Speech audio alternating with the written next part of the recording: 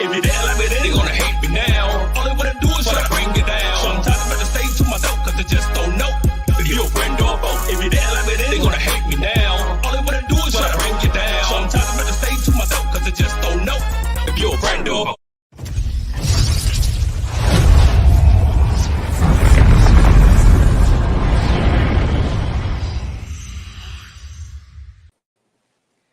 Hello. Welcome to the premiere of the Gary Gulluh radio show. Today in studio, I have a guest I think you would like to know. Nate Banks. Yes, Nate Banks. Yes, sir. Yes, sir. What it do? What's up with you, Nate? Oh, man. What a day. We just finished watching this old raggedy Washington Commanders game. You know, it's getting hard. It's getting hard for us to watch it every week and to keep hearing the excuses. And it's just bad for the city, man. It's just bad for everything, man. When Washington football doesn't win, it's so bad, man. I know. And today what we're going to do on the first half of your segment is we're going to talk about that. We're going to try to get into the core main issues of this team, this organization. We're going to do a football game in review, and we're going to do a season in review. And the second half of your time, we're going to, introduce you, what you do, who you are, and your family's legacy, your DC family legacy. Oh, yeah. So that's what we're doing today.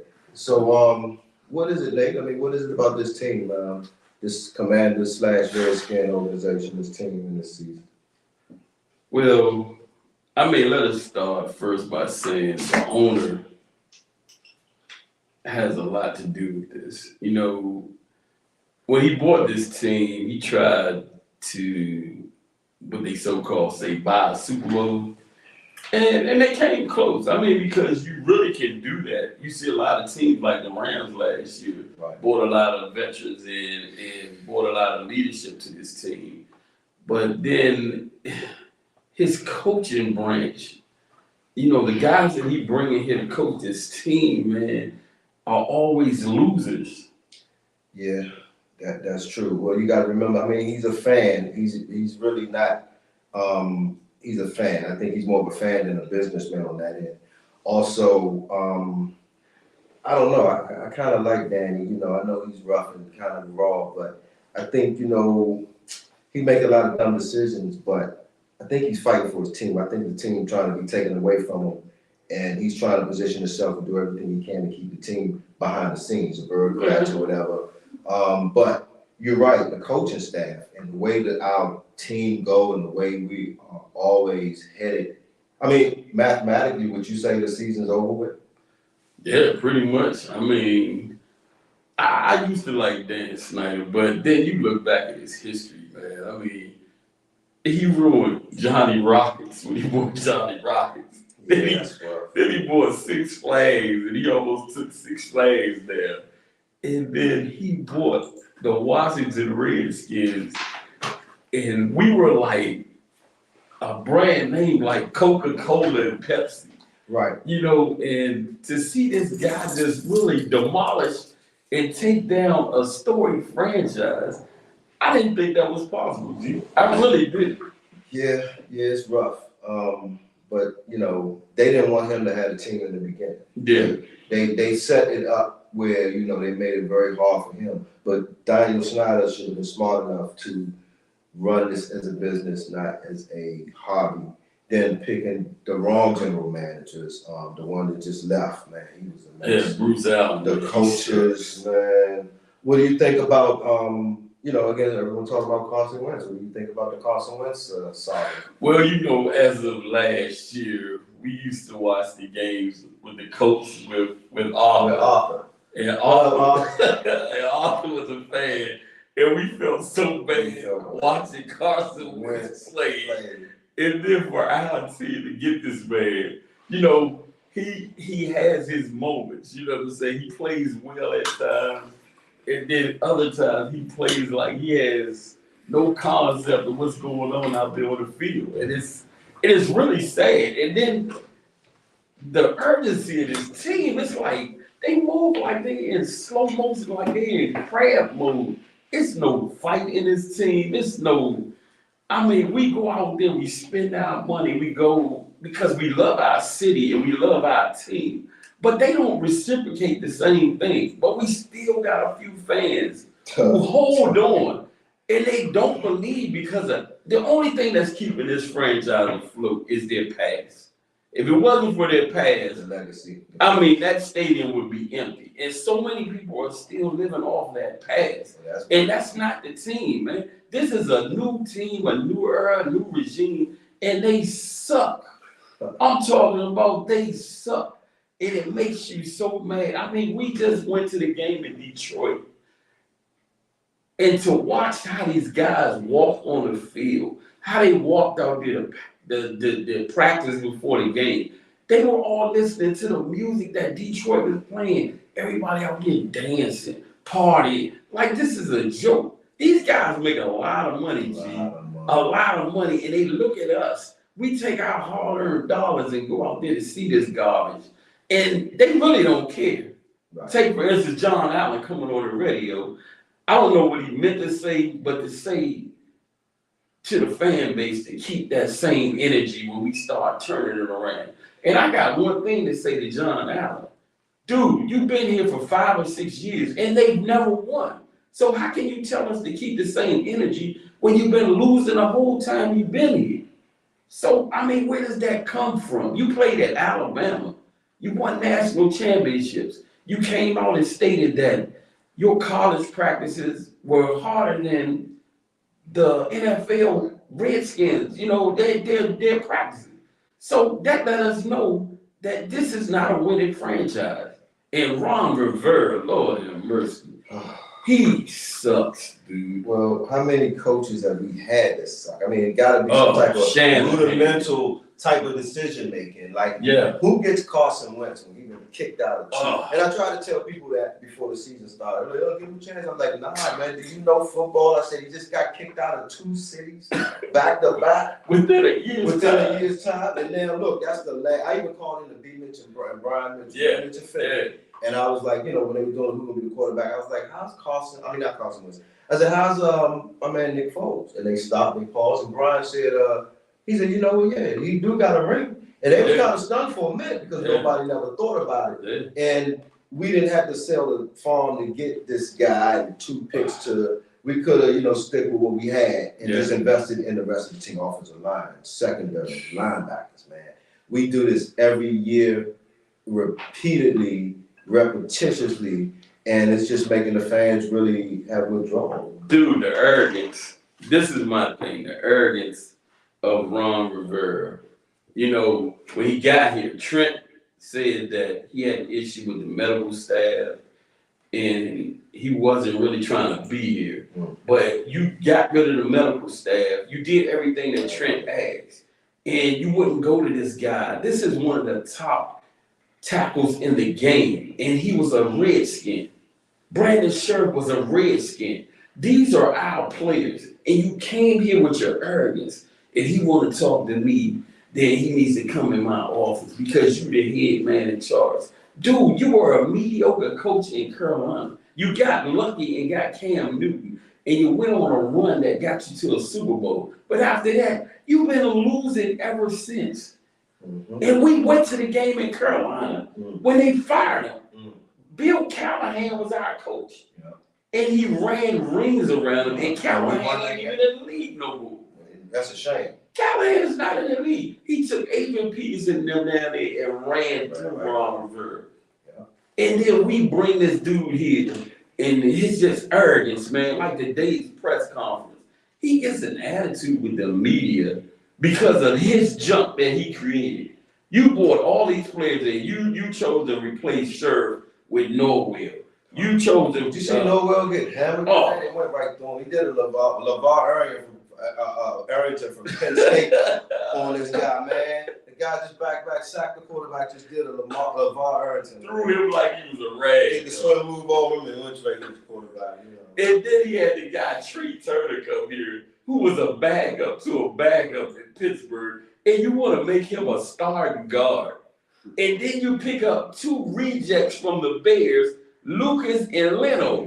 The Bears didn't even have an offensive line, and they didn't even want these guys. But you brought them here to make them starters in your draft picks. Oh man, Jamin Davis, Lord have mercy, man. How this guy's just. I mean, he's awful, man. It's a train wreck. It's It is, man. That's what happens when you give a responsibility, too much responsibility to A coach. a coach. And not only that, a coach that's kind of over the hill. We need some younger mindsets, like you say, you know, a lot. We need a younger mindset. Someone, the game was past those guys. Yeah. Jack Del Rio and Rivera was on the 85 Bears team. They both linebackers. How do you get drafted linebackers wrong?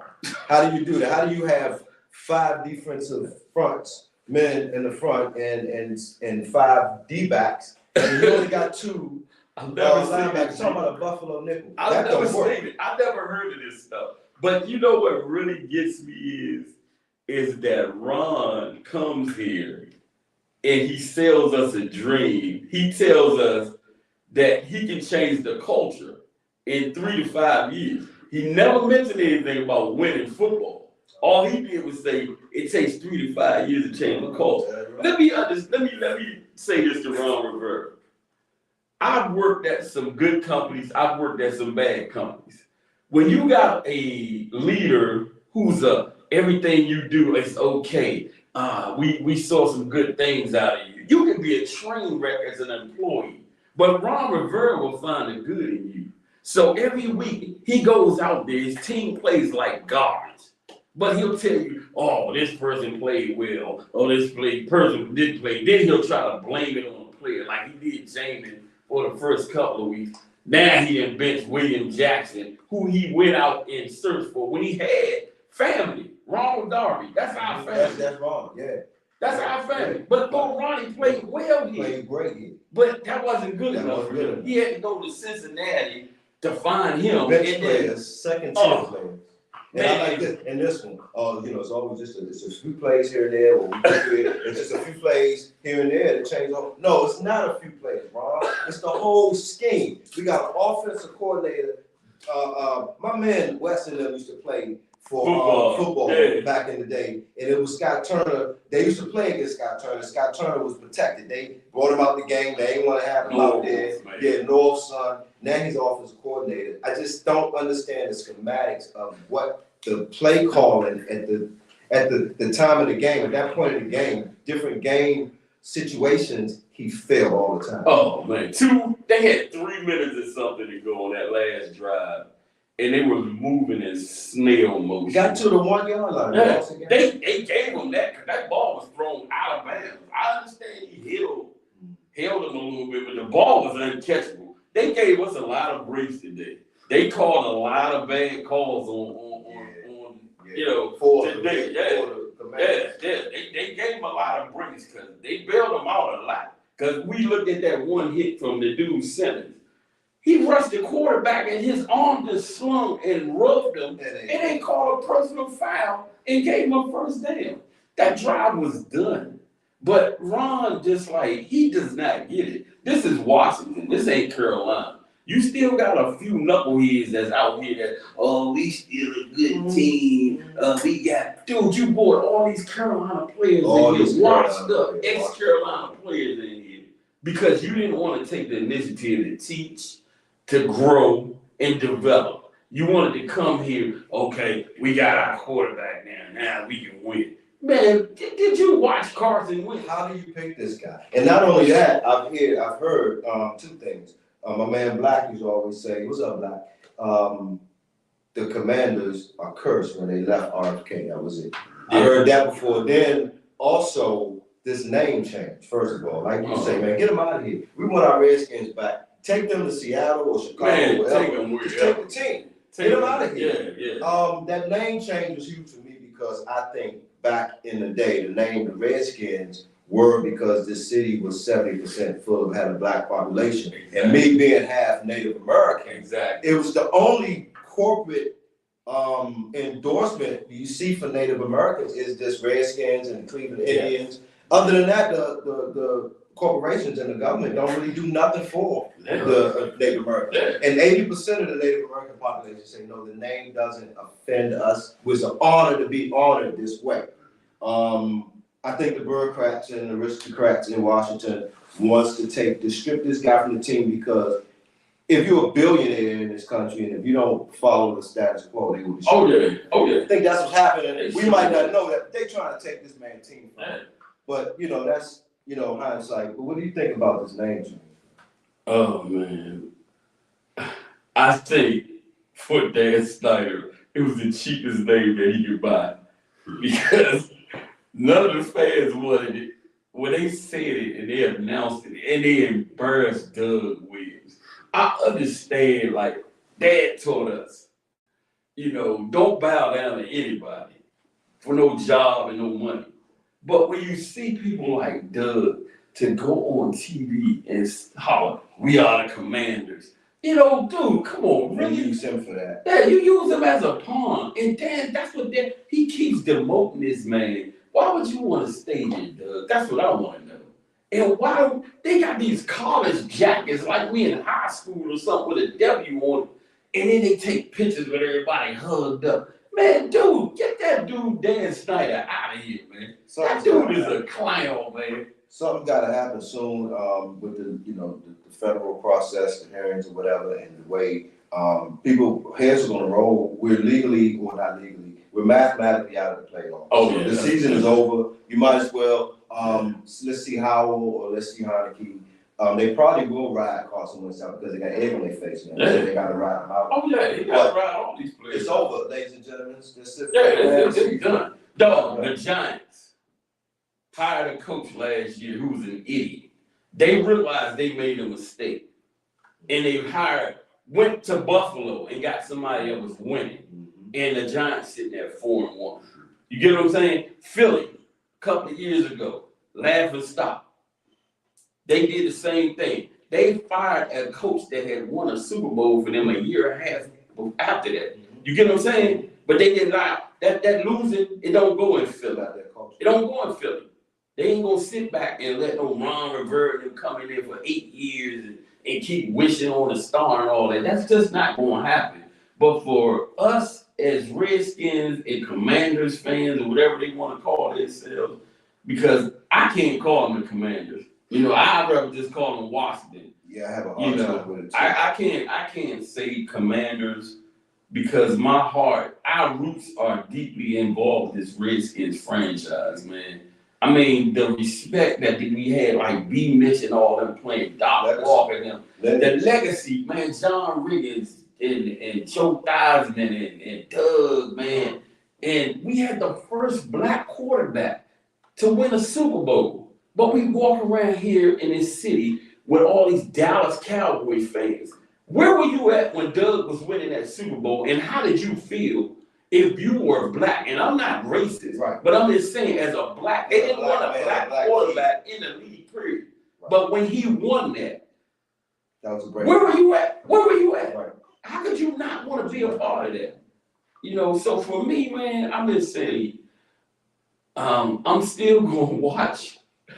But I'm not enthused. Yeah, my passion is just, it's not there anymore because it's not the Redskins. Well, yeah, we let them take our name. I think we sat around as fans and we fell into the aristocrats and we laid down and allowed the established agenda to take our name. This represents me. I'm half Native American. Yeah. So, I'm so honored to be the red as the chief, the arrow, and the man with the brown skin on the face of that corporate helmet. That's pride, pride. That is. Well, let's get to the history and who you are and what you do. And I grew up with you basically, man. I'm part of the family. Yeah. Your father, man. Wow. Your dad. Wow. And your mom. Yes. So let's get into that. Yes, let's do that. Well, as we know, my father was Deacon Nathaniel Banks. He came here, he was in the Air Force, and he was just about to get out of the Air Force. And Keith and Glenn, my brothers and sisters, Gwen and Elaine, all of them were down south. And he was getting ready to go back to Alabama, but he had a white captain, my mother told me, that told him, Banks, it's nothing for you in the South. I think you will have a better chance up here in the North with your family to build something.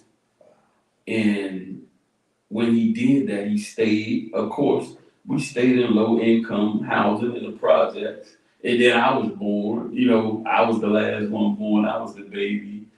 And Dad worked 3-4 jobs a day, man, until he was able to buy his own business. And he worked there on the weekends.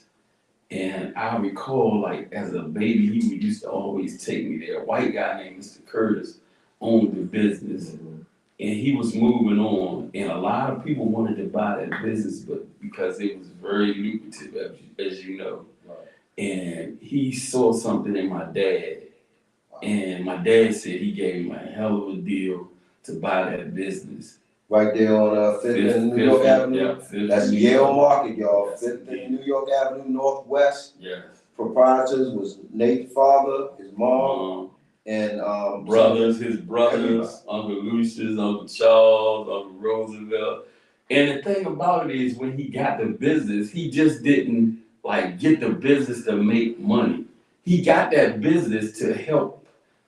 You get what I'm saying? Because it was not a day that went past that somebody couldn't come and say, Mr. Banks, I'm hungry. I don't have nothing to eat. My dad would give them something to eat. He might have them sweep the front of the store off or something like that. Or if they needed beer and liquor, you know, when we used to see them guys out there with the, what they call the shakes. 4 or 5 o'clock in the morning. And my dad would give them their liquor or whatever to calm it down. And then he used to give people credit. Trusting people that everything that he gave them, that when they got their checks, that they would come in there and pay him. And that says a lot. But then he brought not only just him and our family, he brought Uncle Lucius up here. He brought Uncle Charles up here. He brought Uncle Johnny up here. And he brought Uncle Roosevelt up here. Good, man. And he gave all of them their start. And even friends of the family who we call uncles and aunts and stuff like that, he gave everybody that opportunity to grow and be someone, because he wanted everybody. I mean, he worked with Marion Berry and Reverend Gibson, and they had programs in that little store for people that came home from prison or rehab drug addicts and stuff like that. He would give them a place to stay, get them a job with the mayor, and they would pay them a salary. Pretty much a good income back there. And to see him do what he did, man, and to see how he did it with us, because that's how we met. You know, that's how we met. Case in point, I used to, when we met or whatever, I ended up working in the store with you, Exactly. Right? Moms would be gone by 3, and we got the whole store. We used to, but moms taught me how to cook scrambled eggs, man. Yeah. She taught me how to cook scrambled eggs, and then when she used to leave, I come in and I'm cooking. This before food handlers permission and all that. Like, hey, steak and cheese, little lettuce, I'm like, okay, chopping it up. Here you go, man. We were kids. We was kids. I was running the kitchen, man. I was still cake, steak and cheese. Mom taught me how to do everything, man. She left, went home, and then we locked the store at 11, ride around all night. Yep. DC, man. It was fun in DC back then, man. We would hook up our cars, but just the whole thing, man, to see how my mom and dad brought family together and not just blood relatives. She had so many, what she called her children. Oh, man, she got about 100 in there. If you know Miss Banks or Nate, you got 100 brothers, Slim. Your mom's, man, was everybody's mom, man. And my dad also spent so much time at church. He gave his life, for all of the preaching and the teaching that's going on there. My father wasn't a preacher, but he was a deacon. But you would have thought how he lived his life, he was a preacher. Man, he just look at you. Not a lot of words, but if he says something in a sentence, you was checked, man. Exactly. You knew you were like, okay, I gotta get my stuff together, or Exactly. somebody watching you. He was a presence, man. Yes. He had a whole glow and aura about him. Yeah. I mean, that aura that he carried, man, was just like so deep, man. I mean, I could name so many people that, I mean, it was people that worked with me at Metro that I didn't even know knew my dad. And at his funeral, I saw him there, and they would go up there and they would talk about my dad at his funeral. I'm like, wow, I didn't even know these people knew my dad. But they said how he helped them. You know, I look at so many guys who were on drugs and stuff, and who he turned their lives on. He didn't force religion on you. He never did that. But he let you know that he was a man of God. And he wanted the best from anybody. I mean, not just us. He wanted whoever he met, he wanted the best from anybody, man. And that dude just like, man, I can't even describe what he meant to us. Well, not only y'all, but the whole community as a whole. Yeah. So men like this, it keeps the community of men in check. So be careful when you talk about the nuclear family and how you want to destroy the nucleus of a black man being the head of the family. Look at what's going on right now, and then you wonder what's going on. Well, that's what's missing. People like Mr. Banks, people and like him. Yeah. And I can call him a whole lot of different people, but those men are gone. I mean, our population has suffered because of that. Yeah, and we can say this: we would see all of the big time drug dealers coming in, and if they did something like if they had too much money out of their hand, they would see Dad and be like, "Damn, Mr. Banks, hide that money," or because Dad would question, "How you get all that money? How you get this? How you get that?" And they had that much respect. They never came in there disrespect. They always said, Mr. Banks.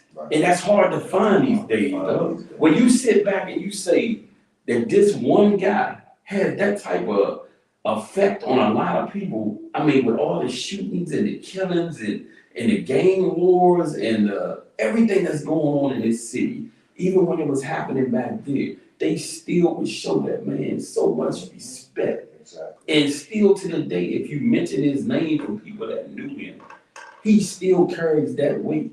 You know, when I post stuff on Facebook, if I put his picture up there, so many people comment, Mr. Banks, oh, wow, man, you don't know what he meant to me and how much he helped me. You know what I'm saying? Because everybody got an opportunity in that community around Dunbar area, around that area, to work with my dad. So many young kids growing up that didn't have anything. Al, Spade, Jay. I mean, Hakeem, the list just keeps going on. Zuni, Tony, everybody. Rick. He's touched everybody. Kevin, Gary, everybody came through there, man. And he gave everybody an opportunity, man. The list is just so long of the people that he helped, man. And to have that legacy in our family and to know that's where we come from, man, it's priceless, G. And I'm just telling you, man, I miss them. You know, I know you miss them, making the statement that you made at the funerals and letting people know how you were, and that was your mom. That was your dad. You know what I'm saying? So that meant a lot to me, to know that I had that brother beside me. You know what I'm saying? And it still means. I mean, we still hear our kids. Right. We had both of our sons to take pictures. Matter of fact, I got a picture you sent me. It's you taking a picture of me, and I'm holding Gary, who's now 33 and like 6'3", 190 pounds. Yeah. So I got him cradled under me. I'm holding him, and Mr. Banks is walking by. I got that picture, man. It's captured. Man. We're gonna take a short break, and thanks for y'all tuning in and everything. Yes. Give it up for Nate Banks. It's Mr. Banks. Nate, anything you want to say to follow up? You got about 30 seconds. Oh, man, just Commanders, Redskins, Ron Rivera, get out of here. That's all I can say to you.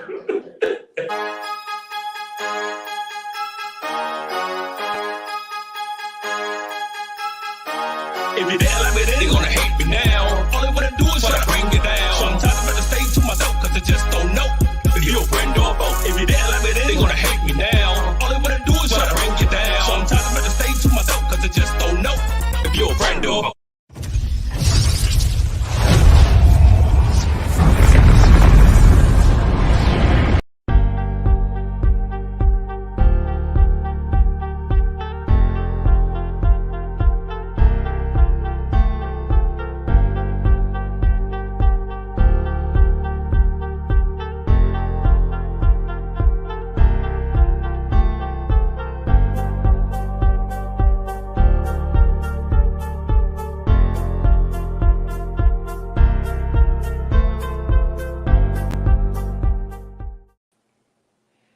Yes, everybody, we're back. We're back. Welcome back to the premiere of the Gary Gulluh Radio Show.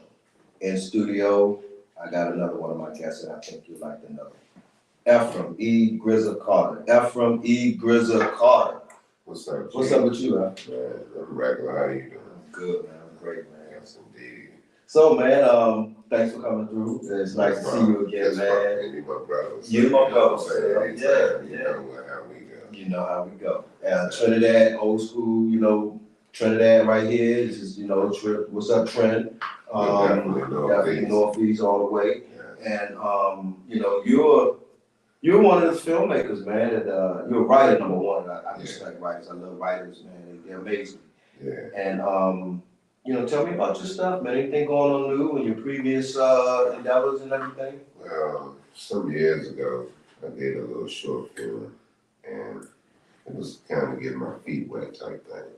But now I've been shooting little videos for a little 50 and over basketball league that I'm a part of. Okay. So I have it on my IG page. But I have a couple of scripts that I definitely want to try to get out in 2023. Okay. So 23 gonna be the year that I really get on my game and go for it, so to speak. Okay. Ready to leave my job and take this step. You know what I mean? That's that step. You know, like, and I'm like, I'm wasting too much time with this job. Well, what is that Instagram for your basketball league? Ephraim Carter 618. That's Ephraim Carter 618. Now, I know you're a baller, Slim, because you won awards at all our Trinidad rec competitions, and it was like, this dude here is one of them NBA legends that just should have been in the NBA. You think so? Yeah, Slim, you one of them underground, laid back off the grid type of ballers like we have out here.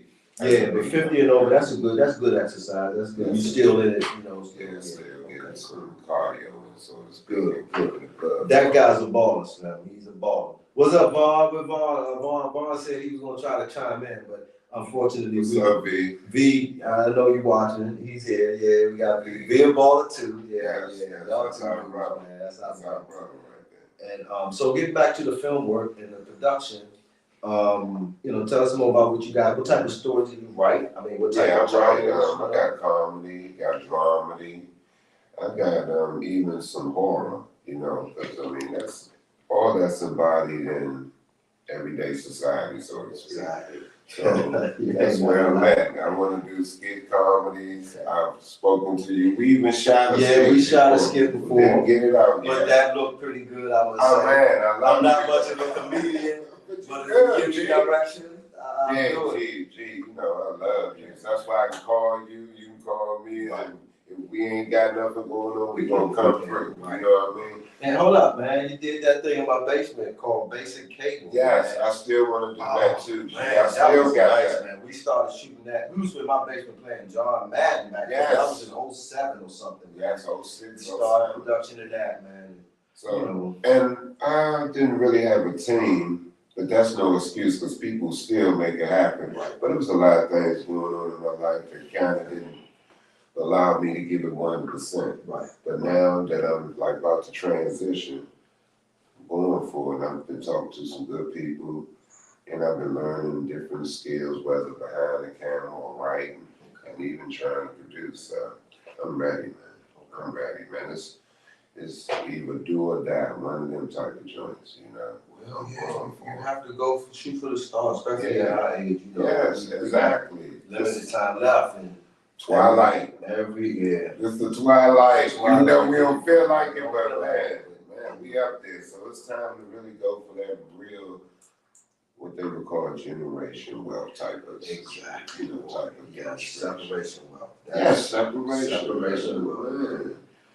But I'm gonna check the check. I'm gonna check the checker right now. Yeah. And I wanna get out of that. You know what I'm saying? That's just being one with you. Okay. Well, yeah, you do got a lot of stuff.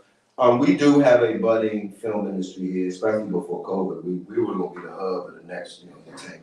You got some producers in the clique. You got some that's really out the clique. Kind of like you because you're not really in the clique. You still know everybody, but you're not really in the clique. Yeah. Right.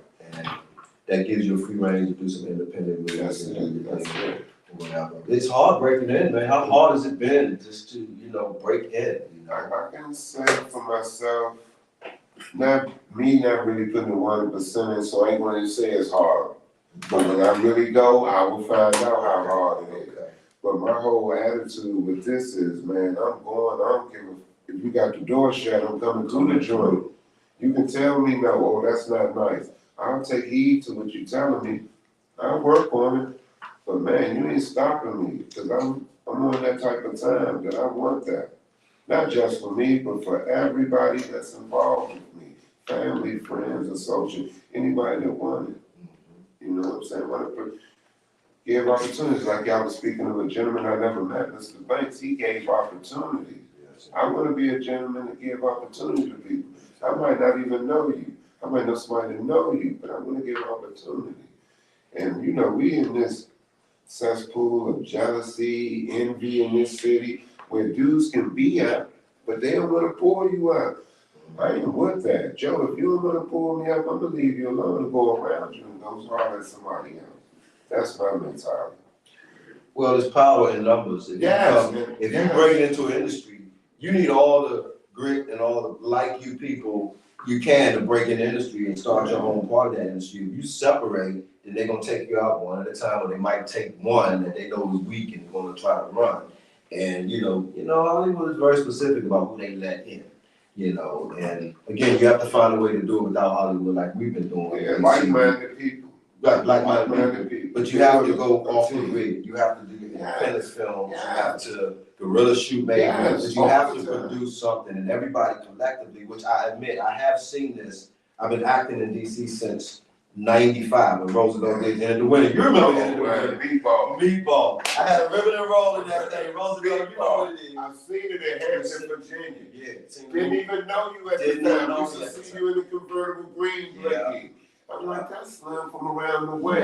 And I made it my business. I was in college. I'm like, I gotta see him. I see the movie in Hampton, Virginia. In college. Not in DC. That's End of the Winter, y'all. That's a Roosevelt production. And back then, nobody was shooting movies. It was a few. It was maybe Bruce Brown. With I forgot the name of the movie he was shooting, Mr. Loverman. No, I forgot. But anyway, we shot that movie in '95, and then it took off from there. And I guess I stayed in the business. I was in everybody. I ended up in everyone's movie. Every newcomer that came into this industry, I knew what it was, and they tapped me to be their lead. So I kind of know. I've seen this industry evolve. We do have a film industry here in the city, and we're going to be the next hub of black entertainment. Not only black entertainment, but entertainment. Period. So people like me and you, we got to make sure that happens. What about your shooting style? I've noticed when I do films with you, you do a lot of different shots like they do. I watch a lot of Columbo, y'all, and that's like A-list, Hollywood, everything. So the camera angles, the Dutch angle shots, the over-the-shoulder shots, the swooping shots. You have a nice shot selection on your sequence of production. How tell me about it? I guess looking at a lot of movies, us now, we don't just look at movies like the ordinary person. We looking at that shot. We looking at that background. We looking at the lighting. You know what I'm saying? That's what I see. Right. I don't see the actors. I see behind that. So that kind of encouraged me to do that. Different angles. Maybe you can get something better from this angle versus that other angle, or maybe adding both angles together, giving a different look. You know what I'm saying? So that's where I got it from watching film. And once I got it, I'm like, let me try this. And once I got it, I just watch films differently than probably the average person. Like, I'm quite sure you don't look at films like the average person look at the film. Man, I can't even go to a movie, man. Exactly. I don't know who did it. If it's a Hollywood format, the cold opening tells you what's going to happen right before the plot. Yes. And if you can figure it out, you got a director's eye or a producer's eye, you can tell where the movie's going. The good guy that wins is going to be his lowest point. Yes. And then if you're a black man, you can't upstage no white woman. They will not let you upstage a white woman. You help her. You be her help. Yeah. She's the dominant in that thing. And you're not going to upstage any white woman. So we know that, but we're going to break that mode. Yeah, exactly. We're gonna break that. Well, we have. I mean, we definitely have. We definitely have. But that's how they view us. But we're not just the thug. We're not just the the husband that cheats on the wife. We are coming so Right. many different layers. man. So we're gonna put them characters out there that they don't normally show. Right. You know what I'm saying? Leaders. Positive dudes. Yeah. You know, Yeah. pillars in the community. Right. Like something might need to be done on Mr. Banks. Yeah. You know, a Right. story on his life, how he Yeah. came up here. Yeah. Stuff like that. We don't talk about the pillars. We talk about the dudes, the athletes, the gangsters, the so-called Cookies and Ray Ray. Yeah, and all them, man. You know. But all these hidden treasures, because I even do this. I film people, it's called E-Grizzly and CA Presents. We'll go around and might see somebody playing, like I met a dude that was playing the bazooka. The bazooka? A bazoo? Not a bazoo. It's like a bazoora. I might be saying it wrong, forgive me. But he was an Asian dude. Okay. And I was like, what made you start doing that? He was just saying it was something that's relaxing. And he was just doing this thing. I shot him. Guy playing It's a musical instrument? Musical instrument. I'm with that. A guy playing a piano, playing a guitar walking down the street. Why you saw that? He had us half Hispanic. He was like, I don't really listen to R&B, but I wanted to just learn the what's called the guitar. And I'm like, these are the hidden treasures that people don't know about this out here. That's why you're on my show. That's why Nate on my show. Y'all are the hidden treasures that people don't know about. And it's my job to expose who you are and highlight your special gifts and talents and what you do to make this world go round. Exactly. I'm glad you. And that's nice because you can never run out of artistic production material. No, not at all. I'm not trying to be in no certain format. Like you said, out the box. That box big. I can be on there. Why they in here? Maybe that's what they want. Maybe get their awards. But we changing it. We want reality, real reality. But it's fictional, but we letting you know stories, real stories. What people go through. Incorporated into a dramedy. Because a lot of our stuff, even though it might be dramatic, but there's some comedy in it. Oh my goodness. You know what I mean?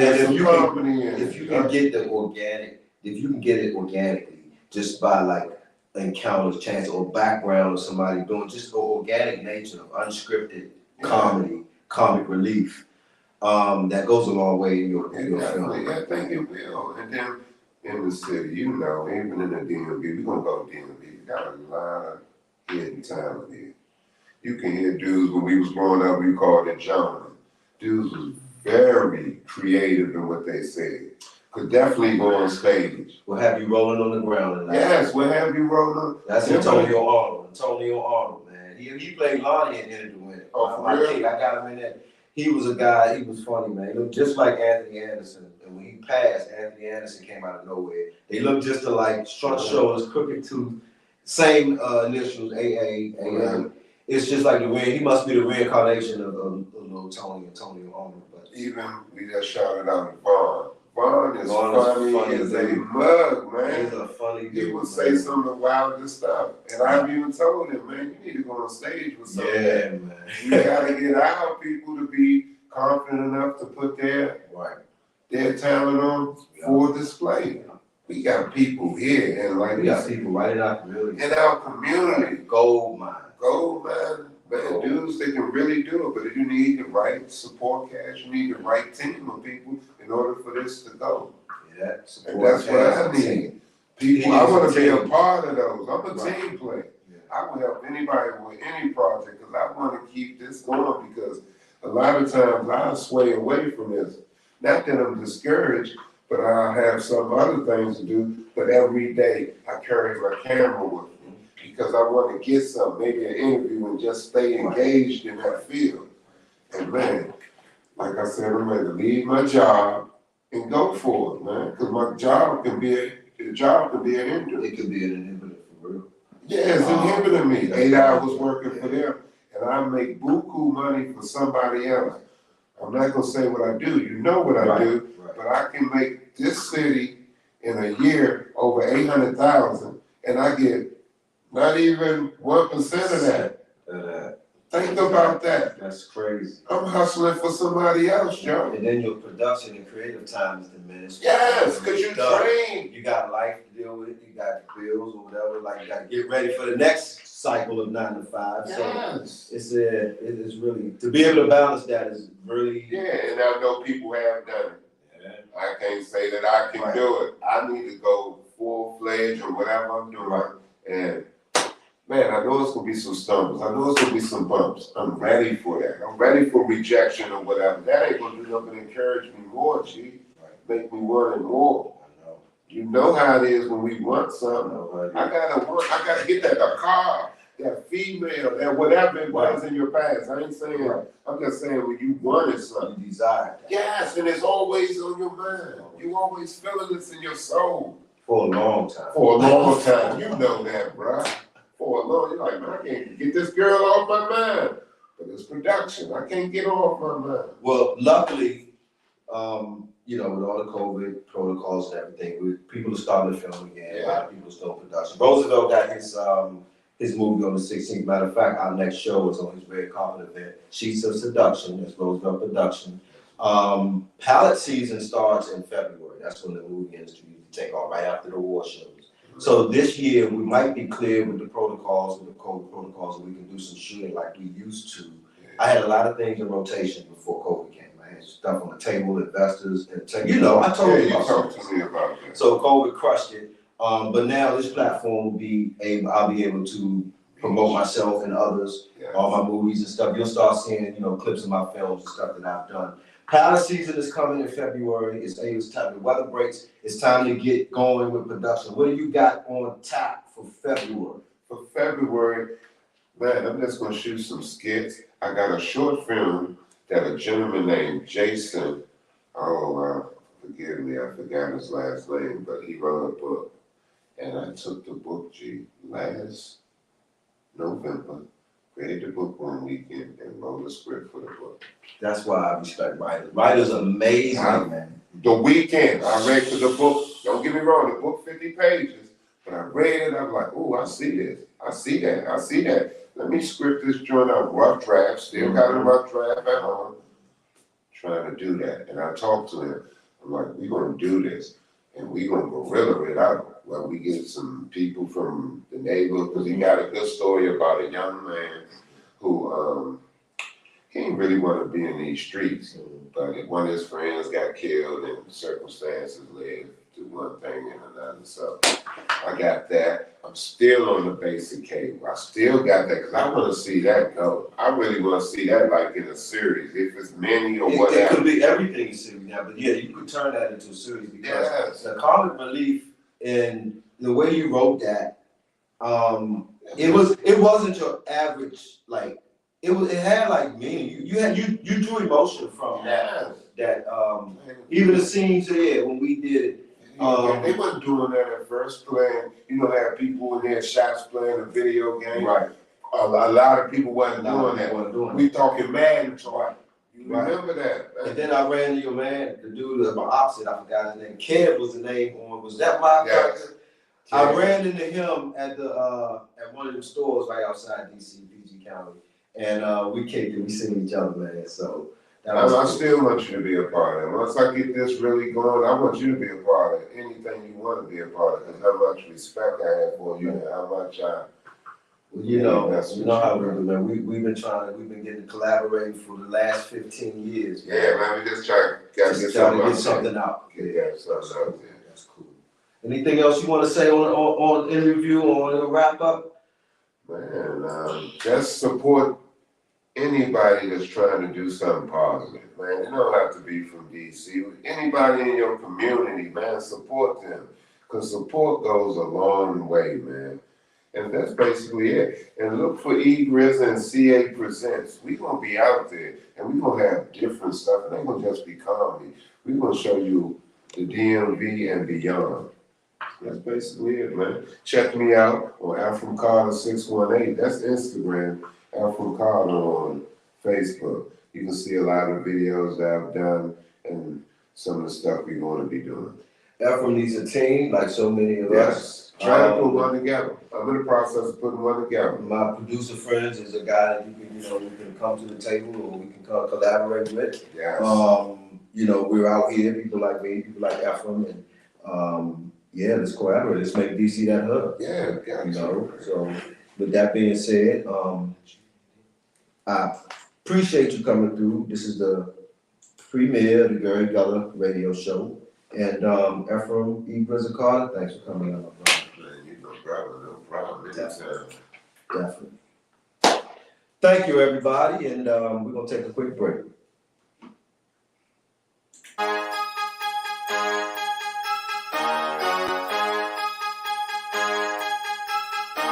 If you're there like me, then they gonna hate me now. All they wanna do is try to bring you down. Sometimes I better stay to myself, cause I just don't know if you're a friend or a foe. If you're there like me, then they gonna hate me now. All they wanna do is try to bring you down. Sometimes I better stay to myself, cause I just don't know if you're a friend or a foe.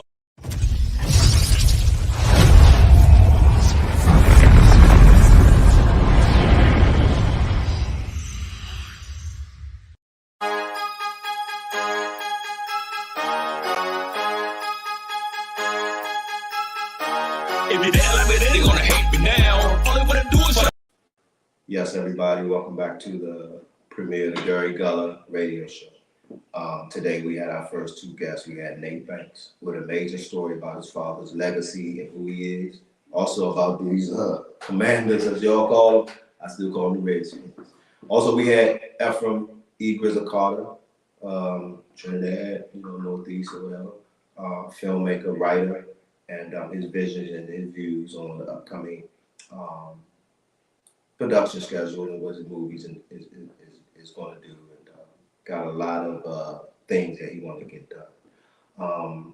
I want to first say, thanks to everybody who chimed in and checked this show out. This is a platform that's going to, again, highlight everybody's skills and talents. We got a lot of hidden jewels out here in this city and this area, and this is a chance to highlight them and these, successful people who don't get mentioned or, who got stories to tell. Myself, this is a platform for me to promote all the films that I've been in. A lot of people, you know me, but you really don't know the scope of who I am. So you just know I'm special, but you don't know why. And this show is going to reveal some of that in time. You're going to see some of my clips, just to fill in like some time or whatever. I'm going to show like 1 minute clips of my films and some of the stuff that I'm into. I got a lot of films that are not released yet. A lot of films sitting on the shelf waiting on distribution. So you're going to see all that. You're going to get to know, my levels also. Thanks again for coming through. This is the premiere of the Gary Gulluh radio show. The next show will be at Roosevelt's Red Carpet event. Yeah, we're taking it on the road. Sheets of Seduction, Roosevelt Production. Once again, this is the Gary Gulluh radio show, and that's a wrap. I'm out. Rastaman dep on spot, just easy and cool, man.